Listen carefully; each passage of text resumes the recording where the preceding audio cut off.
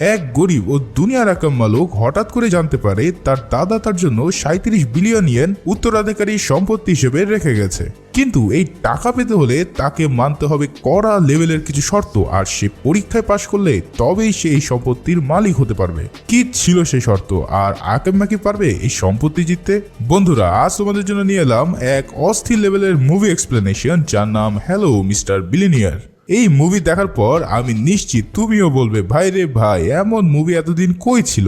মুভিটি একদম শেষ পর্যন্ত দেখলে তোমার হাসতে হাসতে পেট ব্যথা হয়ে যাবে। তাই আর পেঁচাল না পেরে চলো শুরু করে দেই আমাদের আজকের এক্সপ্লেনেশন।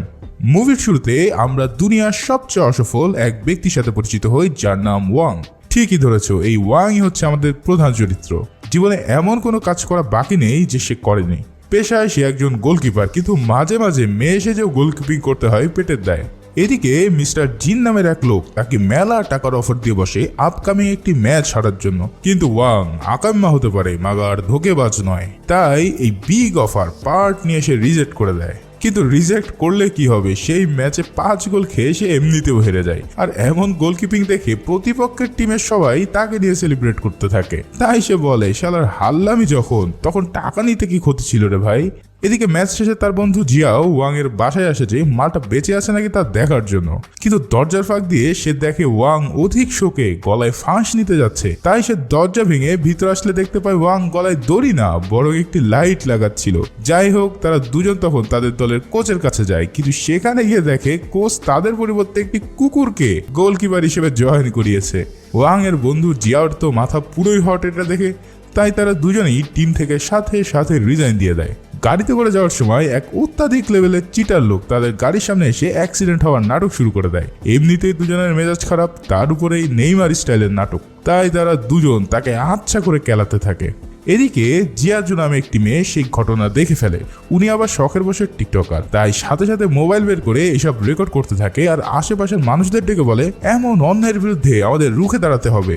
লোকরাও কম যায় না, সবাই এসে বিচার চাই স্লোগান দিয়ে তাদের শ্বশুর বাড়িতে পাঠিয়ে দেয়। কিন্তু এখানে ভেলকি দেখিয়ে তাদের জেল থেকে বেল দিয়ে বের করে নিয়ে আসে সেই মিস্টার জিন। তিনি আসলে কোনো ফুটবল টিমের কেউ ছিল না, মূলত ওয়াংকে একটি টেস্ট করার জন্যই এই জুয়ার অফার করেছিল। সে দেখতে চেয়েছিল ওয়াং শট না পোল্টিওয়াজ। যাই হোক, এই পরীক্ষায় পাশ করায় এবার আসল কাহিনী খুলে পড়ে মিস্টার জিং। তিনি ওয়াংকে একটি বিশাল বড় কোম্পানিতে নিয়ে যায়। সেখানে মিস্টার ইন এবং লাই নামের দুজন ট্রাস্ট ফান্ডারের মালিকের সাথে তার দেখা হয়। এবার মিস্টার জিং বলে, তোমার আপন দাদা তো অনেক আগেই মরহুম হয়ে গেছে, কিন্তু তোমার দাদার এক ভাই ছিল যে কিনা চীনের বিশাল ধনী ব্যক্তি। সারা জীবন তিনি বহু কামিয়েছেন, কিন্তু কোনোদিন বিয়ে শাদী করে নাই। ফলে তার এই সম্পত্তির কোনো উত্তরাধিকারীও নেই। তাই আপন ভাইয়ের নাতি হিসেবে তুমি একমাত্র ব্যক্তি যে কিনা 37 বিলিয়ন ডলারের অধিকারী। এই কথা শুনে ওয়াং তো এবার পুরোই আনোয়ার হোসেনের মতন মিনি স্ট্রোক করে বসে। অন্যরা বলে, আরে হ্যাভে রিল্যাক্স, টুইস্ট তো এখনো মেলা বাকি। তখন তার এই চাচাতো দাদার এক রেকর্ড করা ক্লিপ তার সামনে প্রেজেন্ট করা হয়। সেখানে এসে দাঁত পড়া ধনী দাদা বলতে থাকে, তোমার মতো গাধা যে কিনা মেয়ে এসে যে ফুটবল খেলে, সে নাদান ছেলে প্রথম পরীক্ষায় পাশ করেছে দেখে আমি সত্যিই হতাশ। কিন্তু কি আর করা, তাই আমার এই টাকার মালিক হতে হলে প্রথমে তোমাকে 1 মাসের মধ্যে 1 বিলিয়ন ইয়েন খরচ করতে হবে। আর তা যদি পারো তাহলেই তুমি এই পুরো সম্পত্তির মালিক হতে পারবে। ওয়াং বলে, ধুর মিয়া, এটা কোনো ব্যাপার হইলো? কিন্তু না, এই দাদা ছিল অন্য জিনিস। সে তাকে এই টাকা খরচ করার জন্য কিছু রুলস মানে শর্ত দিয়ে দেয়, যা অবশ্যই তাকে ফলো করতে হবে পুরো মাস ধরে। 1 নম্বর শর্ত ছিল, এই টাকা শুধুমাত্র লিগ্যাল কাজে ব্যয় করতে হবে এবং তা শুধুমাত্র এই সিটির মধ্যেই খরচ করতে হবে। এছাড়া তুমি নতুন করে কোনো গাড়ি বাড়ি প্রপার্টি কিছুই কিনতে পারবে না। শর্ত 2, এই টাকা কোনো চ্যারিটিকে চালচালায়া দানও করে দিতে পারবে না। 100 জনের বেশি কর্মচারী তুমি রাখতে পারবে না এবং তাদের কাজ না করিয়েও ফাও টাকা ঢালতে পারবে না। শর্ত নম্বর 3, মার্কেট ভ্যালুর বেশি প্রাইস দিয়ে কোনো জিনিস কিনতে পারবে না। সেই সাথে একটি জিনিস কিনে তা নষ্ট করে আবার সেই জিনিস কখনোই কিনতে পারবে না। টাকা পাইছো মানে মনের মতন খরচ করবা, তা হবে না। এবং সর্বশেষ শর্ত, এই পাগলা ডিল তুমি কারোর সাথে শেয়ার করতে পারবে না। এই সব শর্ত মানতে পারলে তবেই আসো, খেলা হবে।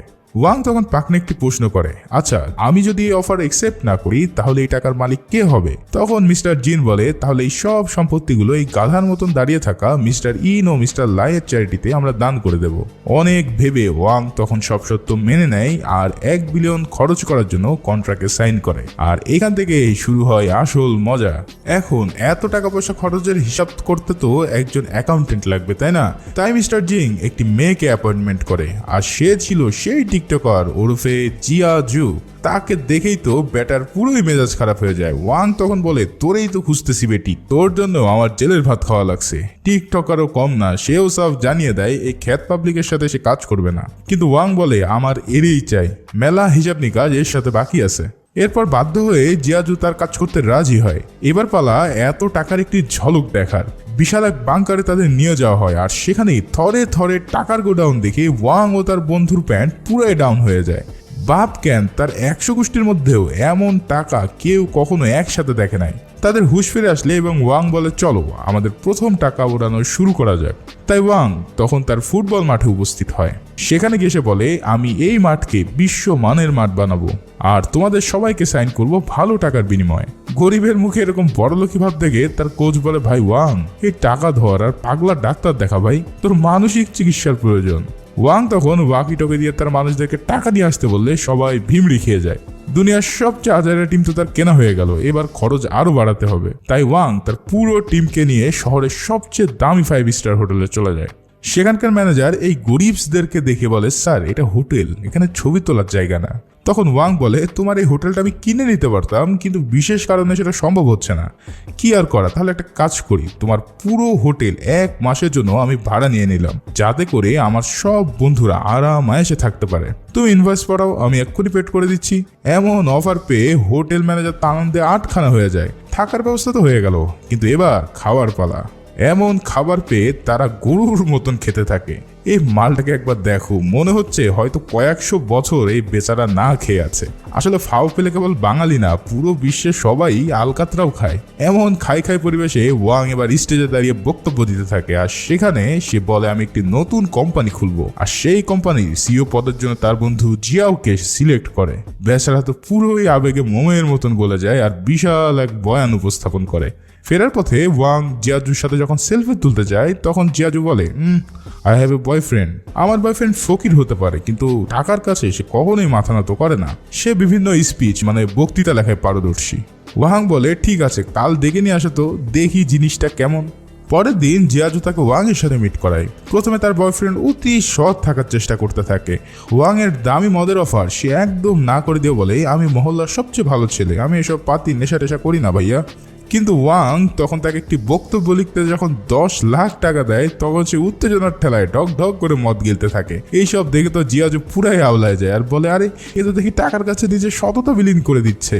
জিয়াজু তখন ওয়াংকে মনে করে দেয়, এইভাবে যদি তুমি টাকা উড়াতে থাকো তাহলে তোমার এই সম্পত্তি 6 মাসের বেশি টিকবে না রে ভাই। এ কথা শুনে ওয়াং তো আরো বেশি চিন্তায় পড়ে যায়, যে এত দেরি 6 মাস। তাই সে আরো টাকা তার বয়ফ্রেন্ডকে দিয়ে দেয় কাজের জন্য। তার বয়ফ্রেন্ড তো এবার এতই খুশি হয় যে এখন থেকে সে মিস্টার ওয়াং এর বাগানের মালি হিসেবে কাজ করতেও রাজি হয়ে যায়। জিয়াজু এবার তার বয়ফ্রেন্ডকে বলে, তুই একটা চিটার, বাটপার, তুই আর আমার কোনোদিন ফোন দিবি না। যাই হোক, এবার ওয়াং তার নতুন কোম্পানির আপডেট নিতে যায়। সেখানে তখন তার মাথায় টাকা নষ্ট করার একটা কুবুদ্ধি উদয় হয়। ওয়াং তখন যত লস খাওয়া দেউলিয়া হওয়া কোম্পানি মার্কেটে আছে সবগুলো শেয়ার কিনে নেওয়ার জন্য নির্দেশ দেয়, যাতে করে সব টাকা দ্রুতই লস হয়ে যায়। এই পাগলামি দেখে জিয়াজু বলে, আগে বলছিলাম 6 মাস, এবার দেখবা 2 মাসও যাবে না। ঠিক সেই সময় তার অফিসে গরিবের অ্যালন মার্কস এসে উপস্থিত হয়। দেখে মনে হচ্ছে কেবলই পাগলাগারদ থেকে পালিয়ে এসেছে এই লোক। সে ওয়াংকে তার একটি ড্রিম প্রজেক্ট প্রেজেন্ট করার জন্য অনুরোধ করে। অনুমতি পেলে দেখা যায় সে লোকটি সাঁতার পারে না বা ভয় পায়, এদের জন্য একটি আর্টিফিশিয়াল সুইমিং পুল বানিয়েছে। সেটা দিয়ে অনায়াসে যে কেউ সাঁতার কাটার ফিল নিতে পারবে। এমন বোকা ছেলের মতন আইডিয়া দেখে সবাই তাকে দূর দূর করে তাড়িয়ে দিতে চায়, কিন্তু ওয়াং এর তো এমন গাজখুরি আইডিয়াই লাগবে তার সব টাকা শেষ করার জন্য। তাই সে তার প্রজেক্ট অ্যাপ্রুভ করে আর পুরো প্রজেক্টের টাকা একবারেই দিয়ে দেয়। এই কাজ দেখে সেখানে বাবুর্চি থেকে শুরু করে সবাই তাদের ড্রিম প্রজেক্ট প্রেজেন্ট করা শুরু করে দেয়, আর ওয়াং সবার প্রজেক্টে ইনভেস্টমেন্ট করা শুরু করে দেয়। এসব পাগলামি দেখে জিয়াজু তো পুরাই শক, আর ভাবে যে মানুষ টাকা কামাইতে পারে না, আর এই পাপি লোকটা পানিতে ফেলাইতেছে কেন? Why Mister Wang, why? পরের দিন দেখা যায় ওয়াং দেশের সবচেয়ে দামি স্পা নিচ্ছে, কিন্তু তাতেও তার মন খারাপ, কারণ তাদের যে সার্ভিস ফি তা দিয়ে টানা 10 বছর স্পা নিলেও তার টাকা শেষ হবে না। মেয়েটা সস্তা সার্ভিসের কথা শুনে বলে, স্যার এটা তো ট্রেলার, টাকা খরচ করতে হলে আসল সিনেমা দেখতে হবে, আর আসল সিনেমা কি তা তো তোমরা বুঝতেই পারছো। এই কাহিনী দেখে ওয়াং তো লজ্জাই বাঁচে না, সে কোনোভাবেই এই প্রিমিয়াম সার্ভিস নেবে না, আর মেয়েটিও কোনোভাবে সার্ভিস না দিয়ে ছাড়বে না। এমন সময় সেখানে জিয়াজু এসে দেখে ওয়াং মশাই এসব প্রিমিয়াম সার্ভিস নিচ্ছে। লজ্জায় সে মাথা নিচু করে সেখান থেকে বের হয়ে যায়। পরে ওয়াং তাকে বলে, আমি পাগল হতে পারি কিন্তু এইসব কাজ আমি করি না, আমি এইসব সার্ভিসের ব্যাপারে খুব লয়াল। এদিকে বাগানে এসে দেখে জিয়াজুর বয়ফ্রেন্ড মন দিয়ে মালির কাজ করছে, আর এইসব দেখে জিয়াজু তার সাথে ব্রেক আপ করে বসে। ওয়াং এর মাথায় এবার আরো একটি কড়া বুদ্ধি আসে। সে পৃথিবীর সবচেয়ে বড় বিজনেস কনসালটেন্ট মিস্টার লাটিফেকে ইনভাইট করে তার দেশে। বিজনেস কনসালটেন্ট হলো তারা যারা ব্যবসা কিভাবে বড় করতে হবে তার উপদেশ দিয়ে থাকে, কিন্তু ওয়াং তার কাছে চেয়ে বসে যে কিভাবে দ্রুত লস করা যায় তার উপায় জানার জন্য। এসব পাগল ছাগল মার্কার কথা শুনে মিস্টার লাতিফে এক ঝুড়ি গালমন্দ করে সেখান থেকে বের হয়ে যায়। আরে ভাই, কেউ কি সেদে এসব পাগলের পাল্লে পড়তে চায় বলো?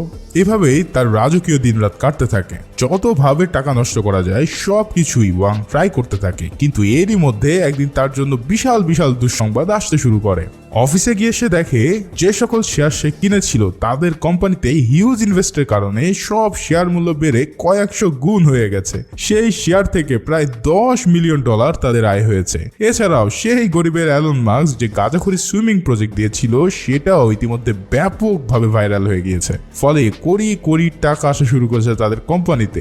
এসব শুনে ওয়াং তো পুরাই হার্ট অ্যাটাক খাওয়ার মতন অবস্থা। কোথায় সে টাকা কমাতে যাচ্ছে, উল্টাটা টাকা বেড়েই চলেছে। পুরাই পাগল হয়ে গিয়ে ওয়াং বলে, ভাই তোকে আল্লাহ দোহাই লাগে, আমার সব কিছু বন্ধ করে দে, আবার প্লিজ একা থাকতে দে কয়েকটা দিন।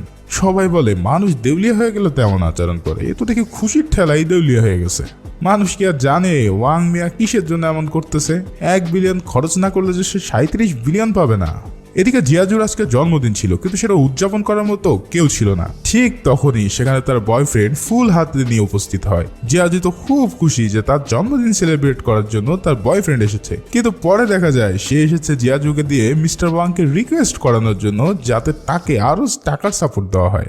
এইসব শুনে জিয়াজু তো রেগে মেগে ফায়ার হয়ে যায়, আর সাথে সাথে তাকে লাথি দিয়ে বের করে দেয়। এরপর জিয়াজু ওয়াং এর কাছে অফিসের কাজ নিয়ে আসে, কিন্তু ওয়াং জানায় আজ আর কোনো কাজ নয়, দেখো তোমার জন্য একটা সারপ্রাইজ আছে। এই বলে সে রাতের আকাশে আতশবাজি দিয়ে ভরিয়ে দেয়।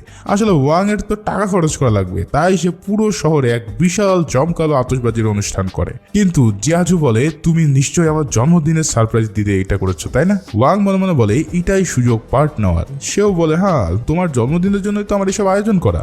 সেই সময় জিয়াজু বলে, এই বেটা তুমি আবার আমাকে প্রেমের ফেলানোর মতলবে নাই তো? আসলে ওয়াং সাহেবও ইতিমধ্যে তার প্রেমেই পড়ে গিয়েছিল, কিন্তু বলতে পারছিল না। বাট জিয়াজু তাকে বড় ভাইয়ের জন্য ফেলে দেয়, আর তখন ওয়াং আরো কুৎবুদ্ধি আটতে থাকে যে কিভাবে তাকে ইমপ্রেস করা যায়।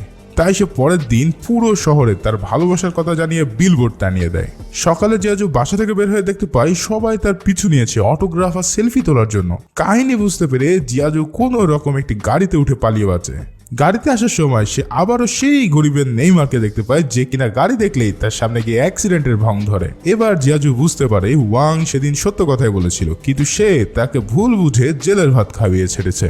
তাই সে ওয়াং এর কাছে গিয়ে সরি বলে, আর ওয়াং এই খুশিতে জিয়াজুর সবচেয়ে পছন্দের সিঙ্গারকে ডেকে নিয়ে এসে এক প্রাইভেট কনসার্টের আয়োজন করে।